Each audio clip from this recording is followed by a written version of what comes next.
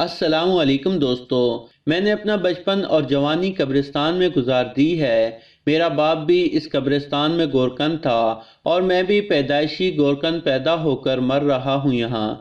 ये कोई 20 साल पुरानी बात है। ये जनवरी का महीना था।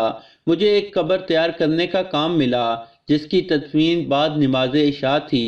उस दिन सुबह से बारिश हो रही थी और कब्रिस्तान में पानी और कीचड़ हो गया था।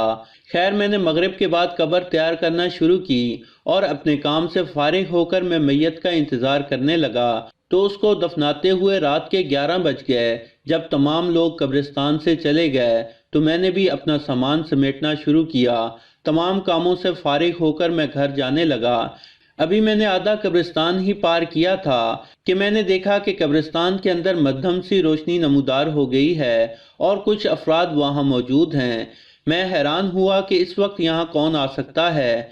मैं उस जानिब चल दिया ताकि मालूम करूँ ये कौन लोग हैं और अगर वो मैयत लेकर आए थे तो उन्होंने मुझे इत्तला क्यों न दी। मैं नज़दीक पहुंचा तो देखा कि बरगद के पुराने दरख्त के नीचे कुछ लड़कियां आग जलाकर उसके इर्द गिर्द बैठी हैं और आपस में किसी गैर मानूस आवाज़ में बात कर रही हैं। मैं उनके नज़दीक पहुंचा और ज़ोरदार आवाज़ से पूछा, कौन हो तुम और इस वक्त कब्रिस्तान में क्या कर रही हो? उन्होंने मुझे कोई जवाब न दिया तो दोबारा कहा, तुम्हारे घर वालों को मालूम है कि तुम इस वक्त कब्रिस्तान में हो? उन्होंने मेरी आवाज़ सुनी अनसुनी कर दी। दूसरे ही लम्हे एक लड़की जिस अंदाज में बोली वो बड़ा अजीब था। मैंने कहा था ना ये आएगा। ये जुमला सुनते ही दूसरी लड़कियां भी अपनी जगह से खड़ी हो गईं।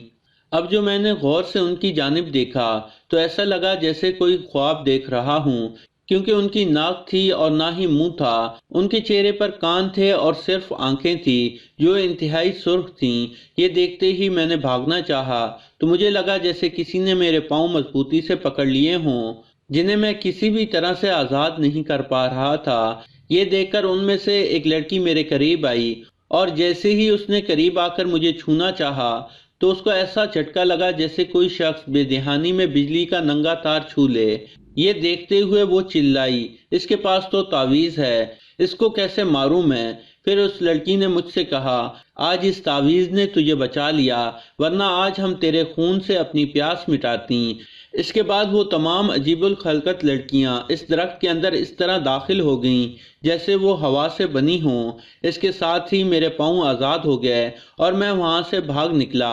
दूसरे दिन मैंने इस वाक़े का जिक्र एक मौलवी साहब से किया तो उन्होंने मुझे बताया, तुम्हारा सामना रात को चुड़ैलों से हुआ था जो तुम्हें अपना शिकार बनाना चाहती थी, मगर तुम्हारे गले में जो तावीज़ है उसने तुम्हारी जान बचा ली। इसके बाद फिर कभी वो मखलूक या चुड़ैलें मुझे दोबारा नज़र ना आईं और मैं भी कब्रिस्तान के इस हिस्से में सिर्फ दिन के औकात ही जाया करता हूँ। ये बिल्कुल सच्ची कहानी है जो कि हमारे गांव के कब्रिस्तान के गोरकन ने मुझे सुनाई थी।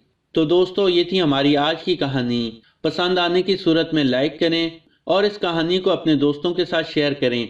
मज़ीद ऐसी कहानियाँ देखने के लिए हमारे चैनल को सब्सक्राइब करते हुए साथ मौजूद घंटे का बटन भी दबा दें।